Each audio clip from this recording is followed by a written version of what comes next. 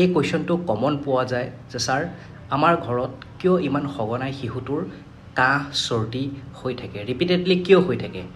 এইটোৰ এনচাৰটো হ'ল শিশুটোৰ ঘৰত মাক বাপেক পেৰেণ্টছ আৰু অন্যান্য অভিভাৱকসকলৰ কাহ চৰ্দি হয়, নিশ্চয় হয়, আপোনালোকৰ ঘৰতো চাগে হয়। তো তেতিয়া আপোনালোকে মাস্ক ব্যৱহাৰ কৰেনে? নকৰে। কৰিব লাগে, কাৰণ আপোনালোকৰ মাস্ক ব্যৱহাৰে আপোনালোকৰ বীজাণুসমূহ সেই শিশুটোৰ গাত যাবৰ পৰা বিৰত থাকিব। মনত আছেনে ক'ভিডৰ কথা? আমি ক'ভিডৰ সময়ত মাস্ক ব্যৱহাৰ কৰিছিলোঁ নে নাই? কিয়? যাতে আমাৰ ইজনৰ পৰা সিজনলৈ নাযায়।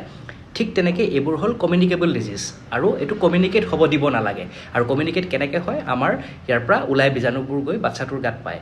চ' আমি এটা মাস্ক পৰিধান কৰি ৰাখিব লাগে আৰু হাতবোৰ পৰিষ্কাৰকৈ ধুই ৰাখিব লাগে শিশুটোক টাচ কৰাৰ আগত। চ' আমি যদি এইখিনি সাৱধানতা অৱলম্বন কৰোঁ, তেতিয়াহ'লে আমাৰ শিশুটো বহুত ক্ষেত্ৰত ছেফ থাকে, নিৰাপদ